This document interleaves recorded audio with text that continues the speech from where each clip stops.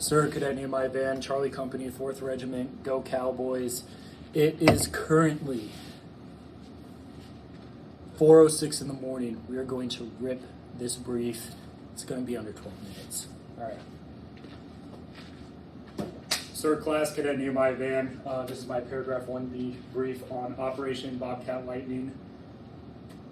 First, we're going to start with our task org. We are in Charlie Company, 1st Platoon, in the 5th Infantry Division. We are in 1st Squad. Our mission as 1st Squad is to attack to destroy Objective Phantom and deny enemy influence on the BNDO. Main weapon systems are going to include 249 and 320. 249 is going to send a lot of bullets down range. 320 is going to hit any dead space. There are a lot of hills in this area, as will be shown on a map later on. Attached to us are the other two squads who have different jobs that will support us and protect us as we take over OBJ Phantom, and a weapon squad that's attached to us that will support both us and 2nd Squad in our missions. Okay, this is our task org. This is just us, no one else. Okay, we're going to be split into 3 teams: assault, security, and support, just like every other team. Okay. Same weapon capabilities, 249 and 320, as well as an attached 240. That's going to help us get a lot of bullets down range when we encounter the enemy. And that goes on to this map right here, which is now shown on the big screen. Objective Phantom, right here. That's what we need to take over. This is our patrol base up here, so we're going to be moving almost directly south until we reach Objective Phantom to take it over. Different avenues of approach and stuff will be discussed later, but OBJ Ghost and RTE Camaro will be handled by 2nd and 3rd Squad. Their job is to secure RTE Camaro so that the enemy cannot maneuver along it quickly, as well as OBJ Ghost, because that is a key terrain point. And then this is just a visualization, another visualization of that map: 37 northing, 31 northing, and then 17 and 10 for our eastings. These also show all our capabilities that we have within the 5th Infantry that we will be able to use in case of any sort of change of plans. So this goes into our overlay. Possible routes, like I said, directly straight south. There are 3 of which we can take where we avoid being canalized into narrow valleys or ridges where the enemy can easily spot us and attack us. For enemy avenues of approach, we have these 2 down south, which most likely will not happen because our route Camaro is not right here, which means that they cannot drive their vehicles along these routes. So they're most likely either going to come from the west or directly north, straight down, try to get to OBJ Phantom, which is why it will be crucial that we take over Key Terrain 1, which is a bridge, Key Terrain 2, which is an intersection in the road. If we can control both of those, we control their supply, we control their movement, and it will be much easier to take OBJ Phantom, and as a result, maintain control over the entire AO. This goes a little bit more deeper into the terrain. So as shown here, a lot of mountains. There's going to be a lot of places where we restricted movement.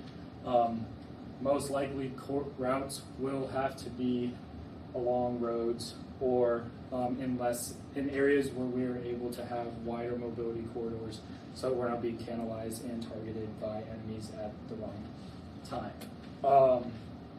Like I said, Route Camaro is going to be extremely predictable for both of us to be able to travel along. We want to be able to use Route Camaro, and the only way we can is if we take control of it. All right, this goes into our weather. There's very high visibility, so we need to be able to move undetected, so most of our movements will be either really early in the morning, really late at night. There's going to be high illumination during the day, but during the night, little to no illumination, which is good for us. However, there is no wind. Usually in mountainous areas, wind is good for cover because sound is covered up by like the howling of the wind. We're not going to have that, but we will have both precipitation and cloud cover, which allows for visual cover, cloud cover, and audio cover with precipitation. It's going to make the ground more moist, so we're not like cracking sticks when we're stepping on them. Additionally, the temperature and humidity is going to in some ways help us out. So higher the humidity is, the less of the contrast there is between the air and my body. So under MVGs at night, it's going to be harder for them to detect us. However, with given the high temperatures and humidity, it is going to be hot. We need to hydrate. Our movements need to be quick. They need to be precise so that we are not getting any heat casualties. Drink water. It's really not that hard. Down here is a light data breakdown of every single day in our design mission, which is the 29th of August all the way to the 2nd of September. It is pretty consistent throughout the entire time, with humidity ranging from 83 to 89% and temperatures staying between the mid-70s and mid-80s. Okay, civil considerations. We are going to hopefully not encounter any civilians. However, there is a city directly west of OBJ Phantom, and if we happen to encounter any civilians, we need to assume that any military-aged males are immediate threats. We do not all want to die because we gave someone the benefit of the doubt. Additionally, there is a church, there's a museum, there are other buildings. We need to avoid those as much as possible. Buildings mean people, and just stay away from the church. It's a war crime if anything bad happens to that church. We are not going to be responsible for that. Okay, that goes into our enemy. So we are going against a motorized infantry unit, which means they have 141s, which are giant vehicles that they can mount machine guns on. We don't need to know in depth about this, but the most common weapon is QBZ-95, which is equivalent to an American M4. Additionally, they do have howitzers, so indirect fire. That's why we can't be canalized into different avenues of approach to where we can all get blown up by a single howitzer round. Okay, this shows the entire company of the motorized unit. This is the range, and this is the range for their howitzers, and these are their air defense capabilities that they will most likely be having pointed southeast, given that is where we'll be heading towards at OBJ Phantom. Okay, and then to break down a little bit more, the same thing at the platoon level. Not much differences, but the thing that we are noting is the CSK 141s, which is comparable to an American Striker. They're going to be able to move a lot more quickly than we are. This is a visualization of that enemy platoon on the map. And now we are going to go into the squad that we are going against. It is going to primarily be motorized unit squad composed of CSK 141s with a QJZ-89 mounted on it. So it is an armored vehicle. It's not too armored. It is a vehicle with heavy machine guns mounted on top of them.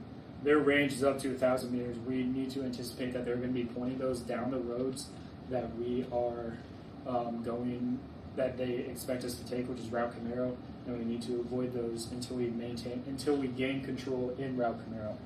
Additionally, they also have 82 millimeter mortar, so that has way further range. They can shoot IDF up to 6,000 meters, so we need to be aware of that. Here is an enemy attempt of this squad that we are going against, depicting mortar range as well as possible positionings for the CSK 141s with the 8.9s mounted on top of them. They are going to be pointing them down the roads because that's where they're going to expect us to come from. There's not many other places to move along. That goes into our other enemy capabilities. So they actually conducted an air assault, and they are all scattered throughout the AO, which means that their command and control, super weak, intelligence, super weak. They do have drone capabilities, however, they're not going to be able to use them until they reconsolidate within the AO. So right now we have an advantage on them. We can ambush them, and they would never even know, especially if we're moving quietly at night. As far as movement and maneuver, keep hitting on it. CSK 141. They can move faster than us. They can move bigger things than we can. Additionally, that 82 millimeter mortar is going to cause us issues, and they are currently protected by the key terrain surrounding OBJ Phantom. This is why we need to take over all those key terrain points around it so we can take control of this entire AO. Additionally, enemy was recently resupplied, which means that they are nearing the top of that 90% max capacity and strength, and until we take over Route Camaro, they can easily be resupplied.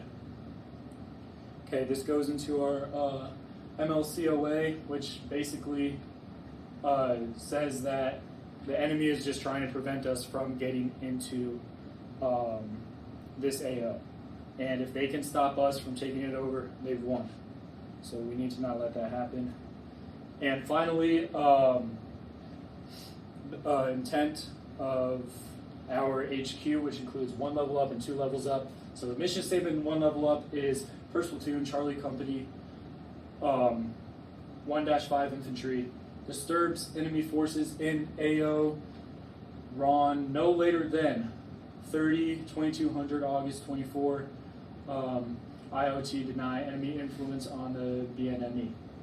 And then another level up, Charger Company, 1-5 Infantry, disrupts enemy forces in AO RON no later than 30/2200 August 24 to deny enemy influence on the BNDO. Bottom line, we need to take control of this entire area. And HQ's plan is shown right here. Like I said, take over OBJ Ghost. OBJ Reaper, which is on Route Camaro, will be handled by 2nd Squad. 3rd Squad will have OBJ Ghost, and we are primarily in charge of OBJ Phantom. We control these, we control the entire area, we can win this there. All right, Sir Class, concludes my brief. Thank you.